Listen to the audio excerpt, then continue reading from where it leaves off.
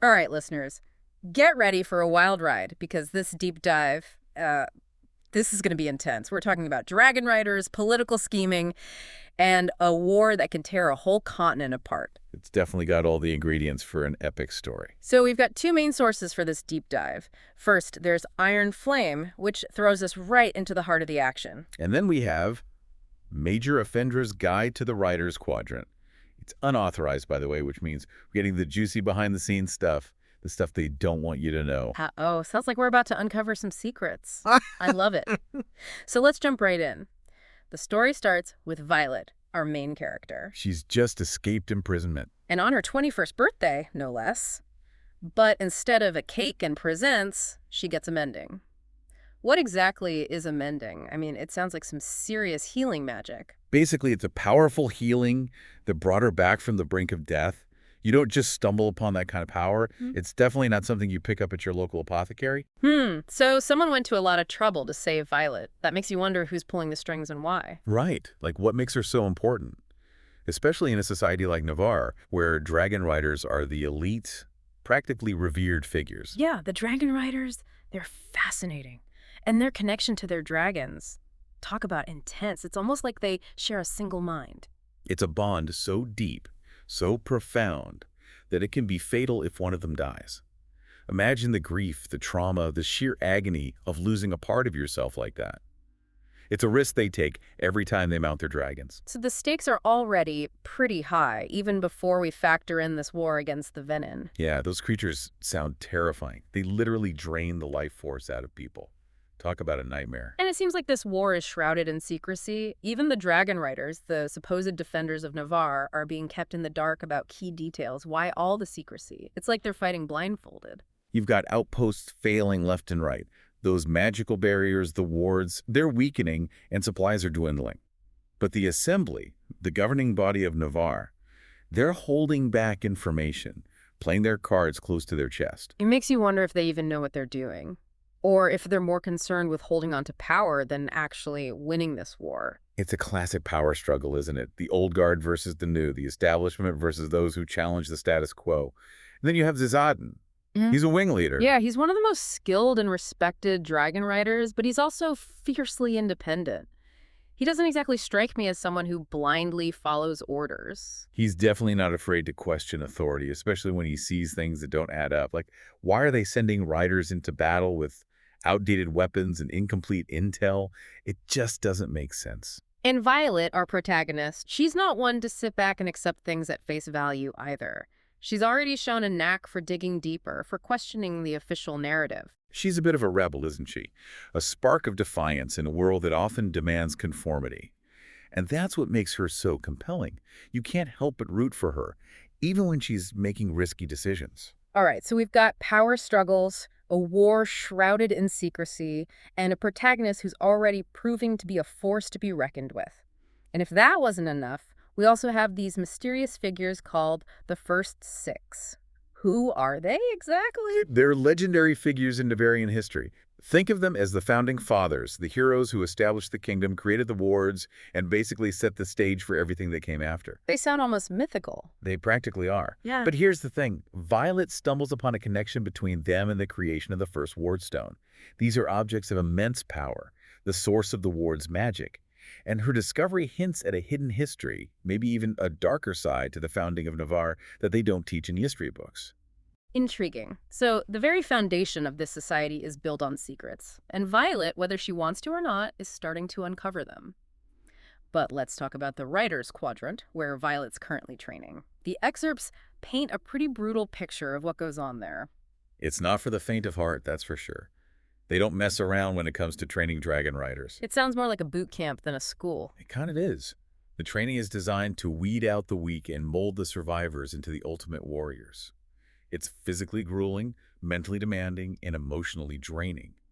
They push these cadets to their absolute limits, forcing them to confront their fears, their weaknesses, their very mortality. Yeah, the excerpts mention how they're expected to be fine, even in the face of death and injury. Yeah. That's got to take a toll. Absolutely. It's a dehumanizing process in a way, but it also highlights the harsh reality of the world they live in. This war against the Venin is no joke. They need to be prepared to face unimaginable horrors. And then there are those challenges. They sound more like gladiatorial combat than training exercises. They're brutal. These cadets are pitted against each other, sometimes in groups, and they have to fight for their survival. It's not just about skill, it's about strategy, about using your wits and your opponent's weaknesses to your advantage. And Violet, she's already proving to be a master strategist. Remember that scene where she manipulates a challenge between two other cadets, Sloane and Dasha? Oh yeah, she totally played them. She didn't just win, she orchestrated the entire thing, using their rivalry and their insecurities to achieve her goal. It shows how quickly she's adapting to the cutthroat environment of the writer's quadrant. But it also makes you wonder, is she becoming the very thing she's fighting against? Is she losing her humanity in the process of becoming a warrior? That's the question that hangs over the entire story. At what cost does victory come? And can you truly maintain your morals and your compassion when you're constantly surrounded by death and violence? It's a moral dilemma that resonates with all of us, even those who haven't faced the horrors of war. What choices would we make if we were in Violet's shoes? That's what makes Iron Flame so compelling. It forces us to confront those tough questions, to examine our own values and beliefs. And speaking of tough questions, we need to talk about Varish. He's a powerful figure in the Writer's Quadrant, but something about him feels off, almost sinister. He definitely gives off a creepy vibe. Right. And it turns out he has a signet, a special power that allows him to see people's weaknesses. Imagine having access to someone's deepest fears, their insecurities, their vulnerabilities. It's a terrifying thought. It's the ultimate weapon for a manipulator. And the way he uses it during Violet's interrogation is chilling. He doesn't resort to physical torture. He goes straight for the psychological jugular, exploiting her doubts, her guilt, her trauma. So he's basically the ultimate mind game player, preying on people's deepest fears. No wonder Violet's on edge. And as if all that wasn't enough, she's also dealing with the aftermath of the attack on Athebine. That was the outpost where she and her brother Liam sought help after encountering a Vanin, right? Yeah, and that event is a turning point for her. She's forced to lie about what happened there to protect herself and others, and that lie weighs on her, chipping away at her sense of self. It's like she's trapped in a web of secrets, with no way to know who to trust, who's telling the truth, and who's manipulating her for their own gain. And then there's this whole other layer of intrigue. The dragons.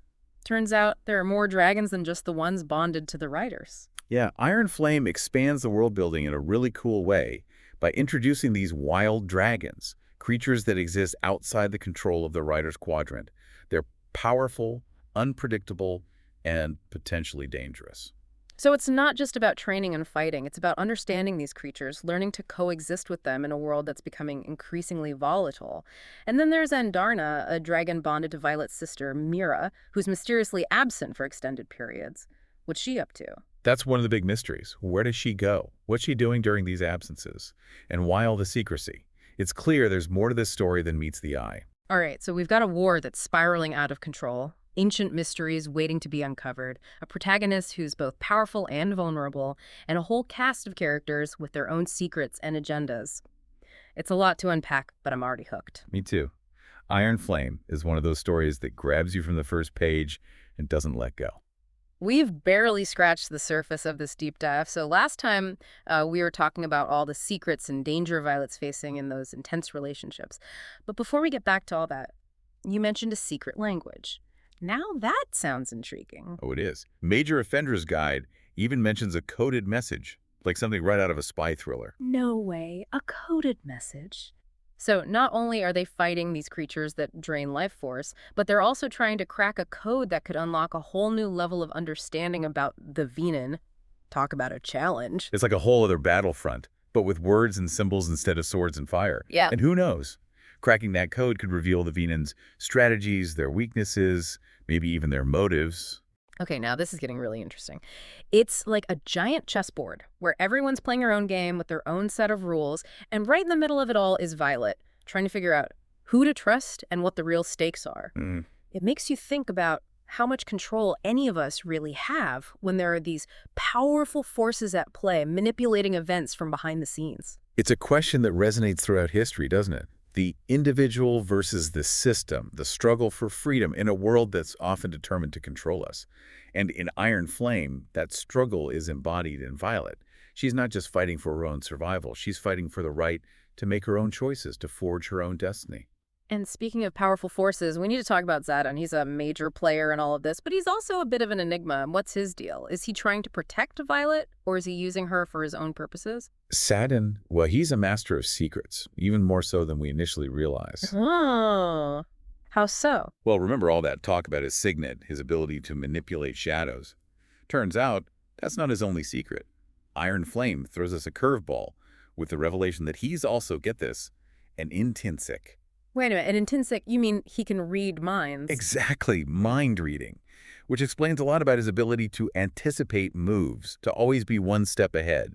He's basically playing four-dimensional chess while everyone else is stuck in checkers. Wow. Okay, that changes everything. It makes you wonder what else he's been hiding. I mean, can Violet, or anyone for that matter, truly trust someone who can see into their thoughts? It's a huge dilemma, isn't it? It adds a whole new layer of complexity to their relationship, which was already pretty intense, to say the least. Yeah. You have this undeniable connection between them, this fiery passion that seems to defy all logic. But on the other hand, there's this fundamental breach of trust. Can you really build a relationship, let alone a romantic one, when one person has that kind of power over the other? It's almost like a metaphor for the power dynamics in Navarre as a whole. You have the Assembly controlling information, the Dragon Riders bound to their dragons, and now Xaden with this ability to manipulate thoughts and perceptions. It makes you wonder if true freedom is even possible in a world where power is so unequally distributed. That's a really profound point. Mm-hmm. And it gets even more complicated when you consider the Venin. We know they drain life force, but Iron Flame hints at something even more sinister. They seem to be drawn to magic, especially to powerful wielders like Violet and Xaden. So it's not just about territory or resources. There's something deeper going on here, something that makes Violet and those like her targets. It's almost like the Venin are a manifestation of the darker side of magic, a force that seeks to consume and corrupt those who wield it. It's a classic theme in fantasy, isn't it? The idea that power corrupts, that even the best intentions can be twisted and turned into something monstrous. And in Iron Flame, that theme is explored in a really nuanced and thought-provoking way. It makes you think about the nature of power itself and the different forms it can take. Is it something you possess, something you control, or something that ultimately controls you?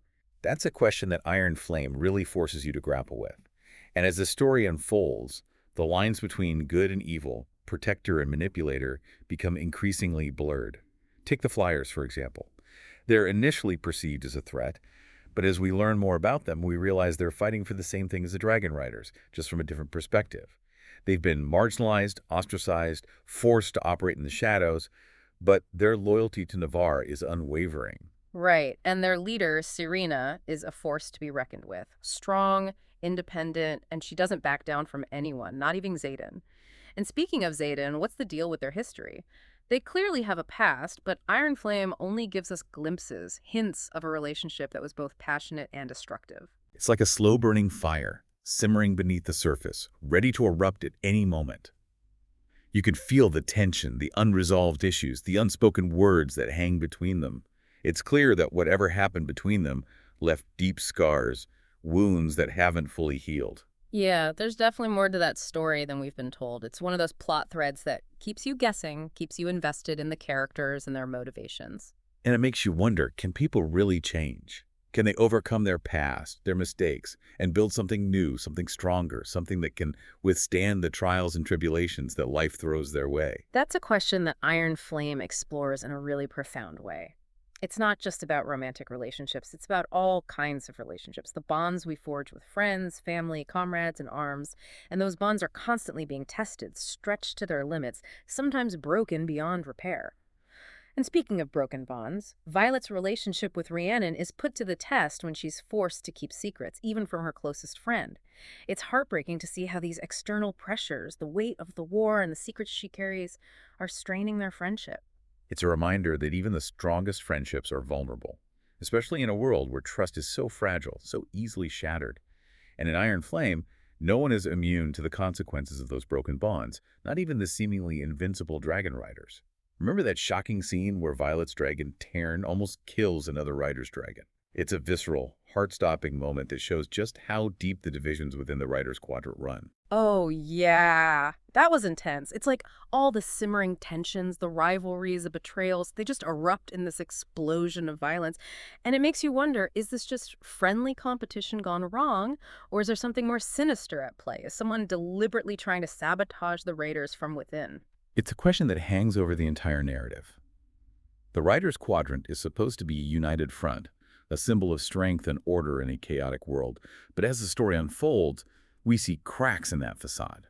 There's ambition, jealousy, and a healthy dose of paranoia all swirling together in a toxic brew that threatens to tear them apart from the inside out. It's like that saying, the enemy of my enemy is my friend. But in this case, it seems like everyone's got a hidden enemy, even those who are supposed to be on the same side.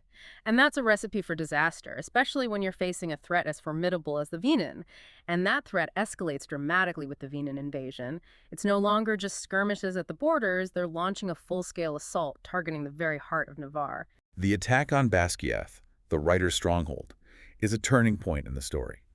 It's a desperate struggle for survival, a battle that will determine the fate of the entire kingdom. And amidst all this chaos, Violet discovers a hidden truth about the wards. A truth that changes everything.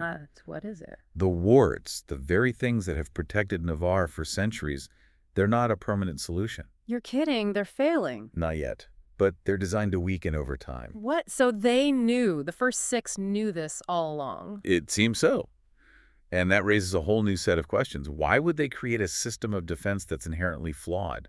What was their end game? Okay, now my mind is officially blown. So we've got a war that's spiraling out of control, ancient mysteries, a protagonist who might hold the key to saving the world, and a ticking time bomb in the form of failing wards. Where do we go from here? Well, that's where things get really interesting. Because in the face of this seemingly insurmountable challenge, Violet discovers something extraordinary about herself. She's not just a skilled dragon rider. She's something more, something ancient, something powerful. Right. And that power might be the key to saving Navarre, not just from the venin, but from itself. All right, so we're back, and things are not looking good for Navarre. The Venin are invading, the wards are failing, and, well, let's face it, our heroes are kind of running out of options. But we left off with the ward stones and that whole mystery surrounding them. What's the deal with those things, expert speaker? They seem to be at the heart of everything. They're definitely more than just pretty rocks. Remember, we talked about the first six and how much more powerful they were than anyone initially realized. The ward stones are a prime example of that power. Yeah, but what are they exactly? Where did they come from? Well, they're not just objects. Think of them as vessels imbued with ancient magic. Each one capable of channeling immense energy, like a conduit between different realms of power. Okay, that's pretty intense. But how were they created? That's the crazy part. They weren't just created, they were carved, meticulously shaped by the first six themselves. Wait, so they're not naturally occurring, someone actually made them. Exactly. It wasn't just about finding the right materials, it was about intention. Well, the sheer power poured into those stones. That raises so many questions, though. If the first six were so powerful, were they aware of the ward's limitations? I mean, did they intentionally create a system of defense that was destined to fail? It's possible. Remember that hidden text Violet discovers? The journal written by one of the first six? Yeah, it was like a window into the past, a glimpse into the minds of these legendary figures. And it hinted at a deeper, potentially darker purpose behind the founding of Navarre and the creation of the wards. What if it wasn't just about protection? What if they were conducting some kind of grand experiment? An experiment? Like, what are we talking about here? Some kind of magical manipulation on a global scale? It's definitely a possibility, and that's what makes Iron Flame so compelling. It's not just a story about good versus evil. It's about the nature of power itself, the choices we make, and the unintended consequences that ripple outward, shaping the destiny of entire civilizations. So we've got these ward stones, these remnants of ancient power, potentially capable of more than anyone realizes. And then we have Violet, who's not only discovering these secrets, but also coming into her own power. I mean, she even manages to channel lightning. Is there a connection there between her abilities and the ward stones? There might be. Remember, the wards are powered by magic, and Violet's signet, her ability to wield lightning, is incredibly rare and incredibly powerful. What if she's not just a fighter, but a key to unlocking the wardstone's true potential, a conduit for that ancient energy? Okay, now my mind is officially blown. So we've got a war raging, we've got these ancient mysteries swirling around, we've got a protagonist who might hold the key to saving the world, and on top of all that, we have Zadin dropping the bombshell that he's an Intinsensic, a mind reader. No wonder he always seems to be one step ahead.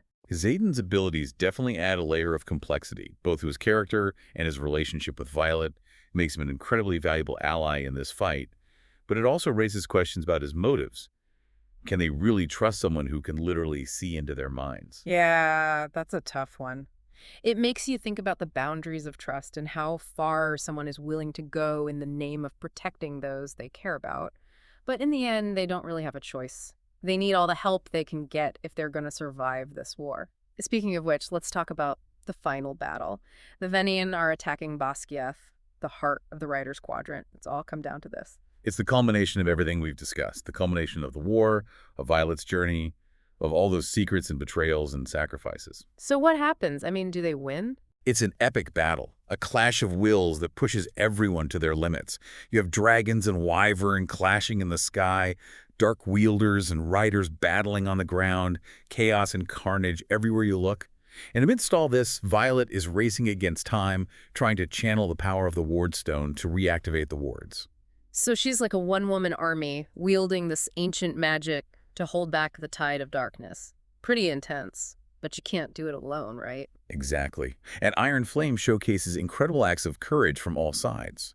Rhiannon and the other cadets fight alongside experienced riders, putting their lives on the line to protect their home. The Flyers risk everything to defend the hatching grounds, proving their loyalty even though they've been marginalized and ostracized. And Sloane, someone who's often underestimated, steps up and plays a crucial role in channeling power to the Wardstone. It's a beautiful moment that shows how even the most unlikely heroes can rise to the occasion. So it's a team effort, everyone contributing in their own way to fight back against the Venin. But you mentioned sacrifices. What happens? Who doesn't make it? Victory comes at a price. Violet's mother sacrifices herself to buy them time, a heartbreaking loss that underscores the true cost of war. Oh, no. That's awful. I mean, it makes sense in the context of the story. The stakes are incredibly high. But it's still a devastating loss, a reminder that even in a world of magic and dragons, life is precious and fragile. It's a turning point for Violet, forcing her to confront the weight of responsibility, the burden of leadership, and the knowledge that even with all her power, she can't protect everyone she loves. So the Venin are defeated, the wards are up, but at a huge cost. Navarre has survived, but it's a bittersweet victory. What happens next? Where does the story leave our heroes? That's the question that hangs over the ending of Iron Flame. Yeah. They've won this battle, but the war is far from over. The truth about the wards, their temporary nature, and the possibility of recreating them hangs heavy over their future. And Satan, despite his heroic actions, remains an enigma. His motives are still unclear, leaving you with a sense of unease, a suspicion that the game isn't over yet. Wow, so it's not a happy ending, but it's a realistic one. It feels true to the world they inhabit, a world where victory is often accompanied by loss, and where even the most powerful magic can't solve all the problems. But there's still hope, right? Absolutely. Hope is a powerful force, even in the darkest of times. Hmm. And Iron Flame is ultimately a story about hope, about the resilience of the human spirit, about the unwavering belief that we can create a better future, even in the face of overwhelming odds. Well said. We started this deep dive with a simple stack of excerpts, and now we've journeyed through a world of magic, dragons, political intrigue, and a war that's reshaped an entire kingdom. Iron Flame is more than just a fantasy novel. It's a reflection of our own world, our own struggles with power, control, and the search for meaning in a world that often feels chaotic and uncertain. It's a reminder that the most important battles are often fought within ourselves. The choices we make, the people we trust, the values we hold dear, these are the things that define who we are and shape the world around us. Thank you for joining us on this epic journey through the world of Iron Flame. We've laughed, we've cried, we've pondered the mysteries of the universe, and we've come out the other side with a renewed appreciation for the power of stories and the ways in which they connect us to each other. And who knows, maybe somewhere out there, in a realm beyond our imagination, there are dragons soaring through the sky, wardstones glowing with ancient magic, and heroes fighting for a brighter future. Until next time, keep exploring, keep questioning, and keep those imaginations burning bright.